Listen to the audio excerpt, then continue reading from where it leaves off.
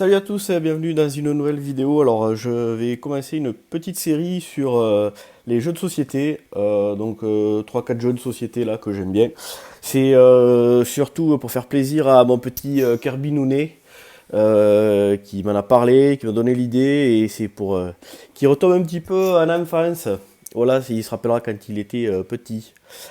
Du coup, on va commencer par forcément un super gros classique, HeroQuest, qui revient un peu à la mode là en ce moment. Il y a eu un financement participatif de Hasbro pour sortir un remaster de HeroQuest. Donc bon, c'est le même jeu, ils ont juste changé refait les figurines, le design des cartes, etc. Mais il n'y a pas d'évolution au niveau du système de jeu, visiblement. Pour le moment, c'est prévu juste aux US et en Angleterre. On va voir si c'est prévu en France. Alors, dans la boîte d'HeroQuest, qu'est-ce qu'on va retrouver? Alors, la mienne, elle est vide, c'est normal. On va retrouver un super gros plateau de jeu, du coup, qui va permettre de faire tous les scénarios de l'aventure, de toutes les quêtes. Je vais mettre à l'endroit. Voilà. Donc en fait, suivant le scénario, les joueurs vont commencer dans une pièce et puis au fur et à mesure de leur progression, tout le tableau va se découvrir avec des monstres, du mobilier, etc.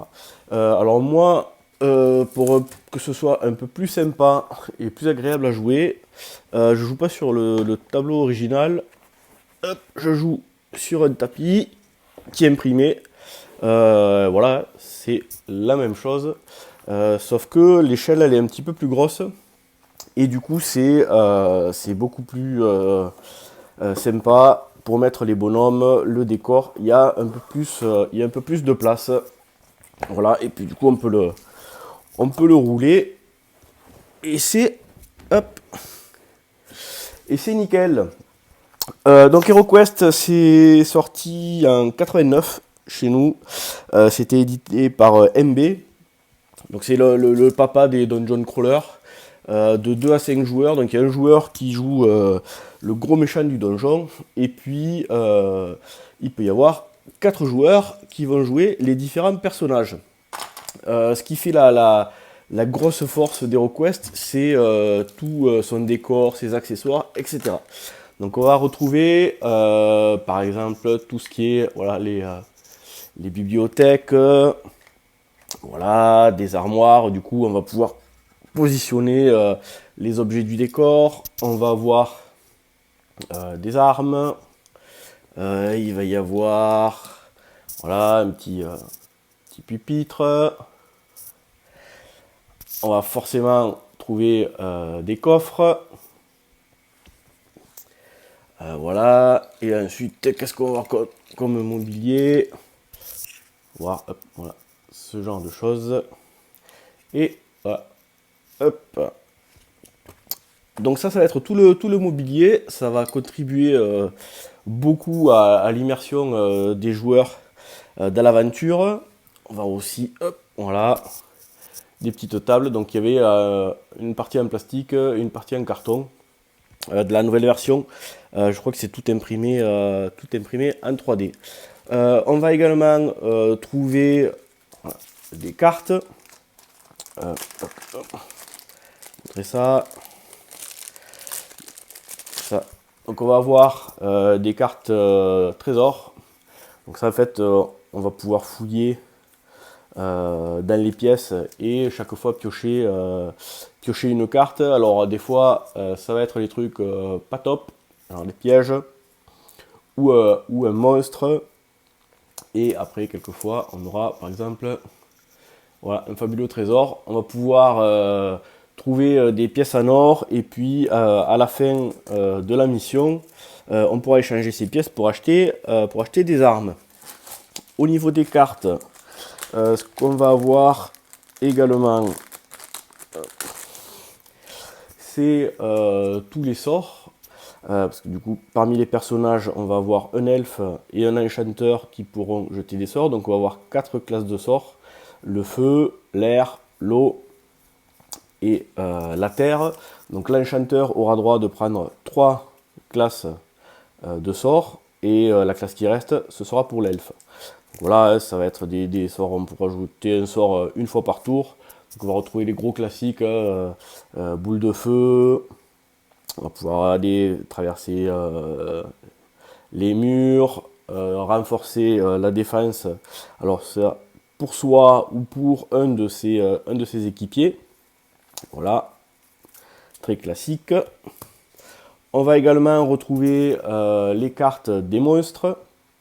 Donc ça en fait, ça va être pour chaque type de monstre, on va avoir une carte qui va reprendre voilà, ses caractéristiques, les déplacements, le type d'attaque, de défense. Corps, c'est les points de vie et l'esprit. Donc ça, on le verra un petit peu plus tard. Voilà, donc il y a pas mal de monstres différents. Et enfin, pour finir, au niveau des cartes, on va avoir voilà, tout ce qui est équipement. Donc ça, c'est les objets qu'on peut acheter une fois qu'on a fini les quêtes et qu'on peut dépenser son argent. Donc il va y avoir des objets qui vont renforcer forcément la défense, et il va y avoir des objets qui vont renforcer l'attaque. Certains objets ne pourront peut-être ne peut être utilisés que par l'enchanteur. Et par contre, on aura le contraire. Voilà, par exemple, celle-là ne peut être utilisée par l'enchanteur. Voilà, donc ça va être tous les équipements qu'on va pouvoir acheter. Donc comme ça, on fera évoluer son personnage. Et ensuite, ça c'est des objets de quête. Donc suivant il y a des scénarios. Donc à la fin de la quête, on va remporter un de ces objets qui permettra également d'augmenter les capacités de son personnage. On va retrouver ensuite des petits jetons. Voilà, je vous montre. Donc on va voir, ça va être la case de départ. Et puis après on va avoir des petits jetons, éboulements. Donc ça en fait, ça va être, on va les positionner sur le plateau, et ça empêchera les personnages de traverser. Donc c'est pour indiquer que pour ce scénario, mais en fait, il y a rien qui se passe au-delà de ces éboulements. Voilà, et ensuite on va retrouver les petits jetons pour les pièges, et ensuite des petits jetons pour des portes cachées. Donc les joueurs pourront au moment de leur tour chercher voilà, s'il n'y a pas des portes qui sont cachées.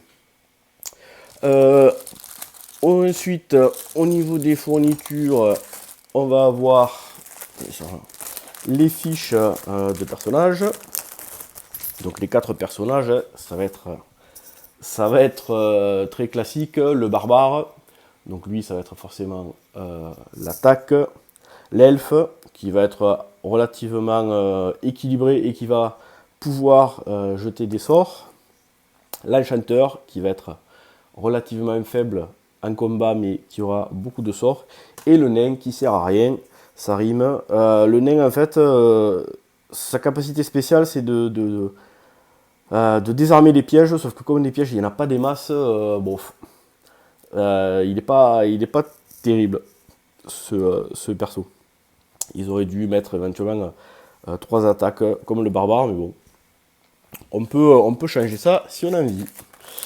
On va retrouver ensuite un petit livret d'instructions, voilà, qui explique donc c'est le gros avantage et le gros inconvénient, ça dépend comment on se place, des requests, c'est que c'est extrêmement simple et accessible.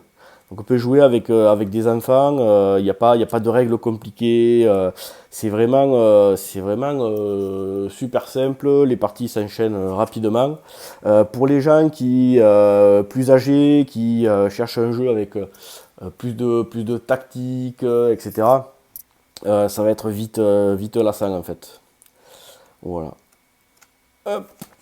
Et ensuite, on va retrouver les fiches de personnages. Donc ça, chaque joueur pourra créer sa fiche et comme ça il pourra indiquer au fur et à mesure. Donc là, c'est Gaël, c'est le barbare. Voilà, super.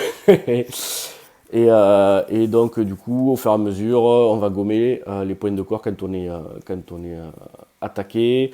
On va pouvoir ici renseigner les missions qu'on a faites. Et voilà, la dernière fois qu'il a joué, il a fini la partie, il avait 95 pièces d'or. Et pour finir, donc, on a le livre des quêtes.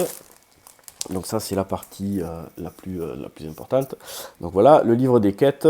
Et donc, comment ça se passe? Donc le maître du jeu a le plan du scénario qui est caché des autres joueurs. Donc pour ça, il a un super pupitre pour pas que les autres joueurs voient ce qui se passe. Voilà, là on a un petit peu un résumé des objets. Et donc les joueurs vont commencer ici et puis ils vont pouvoir se déplacer et en fait la carte se découvre au fur et à mesure. Donc là en fait ils ne voient que la porte. Dès qu'ils sortent, ils vont pouvoir voir ce monstre là et cette porte là. Et au fur et à mesure, ils vont pouvoir avancer. Dès qu'ils rentrent dans la porte, le maître du jeu va disposer le mobilier, les différents monstres, etc. Et donc là, il y a des petits textes d'introduction du scénario et puis diverses informations pour le maître du jeu. Voilà, donc là, par défaut, il y a, je sais pas, peut-être une douzaine de scénarios, quelque chose comme ça.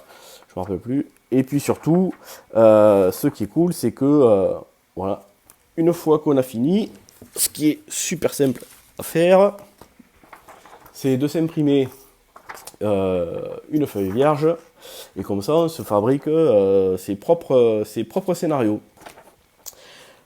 Au niveau du reste des jetons et du matériel, on va retrouver les portes, donc les portes fermées et les portes ouvertes. Et ensuite, les dés, très classique au niveau des dés. Donc on va avoir des dés de mouvement et des dés d'attaque. Au niveau des règles, c'est extrêmement simple. Chacun son tour. Donc le joueur va pouvoir se déplacer, attaquer, chercher des trésors cachés, chercher des portes cachées ou chercher des pièges. Donc le déplacement, ça va être 2 dés. Voilà, et donc on se déplace d'autant de cases qu'on a fait de points. Et au niveau des attaques, c'est relativement simple aussi. Donc c'est des dés un petit peu particuliers. Donc on jette le nombre de dés de combat. Chaque fois qu'on fait un crâne, c'est qu'on a une touche. Et ensuite, ça va être, par exemple, si c'est le joueur qui attaque un monstre, ça va être au tour du maître du jeu de jeter les dés. Donc pour chaque bouclier noir, ça va annuler une touche. Et à la fin, s'il reste au moins un crâne, le monstre est vaincu. Inversement, quand c'est le maître du jeu qui attaque les joueurs, il va jeter le nombre de dés qui est indiqué sur la fiche du monstre. Donc là, par exemple, ça va être voilà, attaque 3D, on va jeter 3 dés. Et donc toujours pareil, hein, les crânes, ça va être les touches. Et là, maintenant, le joueur, pour se défendre, il va falloir qu'il obtienne ce bouclier. Voilà, et puis après, on évolue dans le scénario jusqu'à ce qu'on ait fini. Alors, ce qui fait aussi la force d'HeroQuest, c'est ces figurines. Alors moi, je les ai pas peintes, c'est bon. Alors, donc on a par exemple l'enchanteur. Donc ça, c'est les figurines des joueurs. On a l'elfe. Je vais essayer de les mettre là-dessus. On a le barbare. Et le nain. Voilà. Au niveau des monstres, on va retrouver plusieurs types de monstres. Alors ce qui est cool, c'est que pour chaque type de monstre, on va avoir des monstres un petit peu différents. Donc par exemple, Au niveau des gobelins, donc là on en a un avec une hache, on va en avoir avec un poignard, et on va en avoir avec une grosse épée. On va retrouver ensuite les orques. Donc les orques, pareil, on va voir des orques avec une grosse épée, une espèce de hachoir, et un autre, voilà, hop, avec une grosse boule. On va voir ensuite les Firmir. Donc ça va être des monstres un petit peu plus costauds. Voilà, une espèce de cyclope.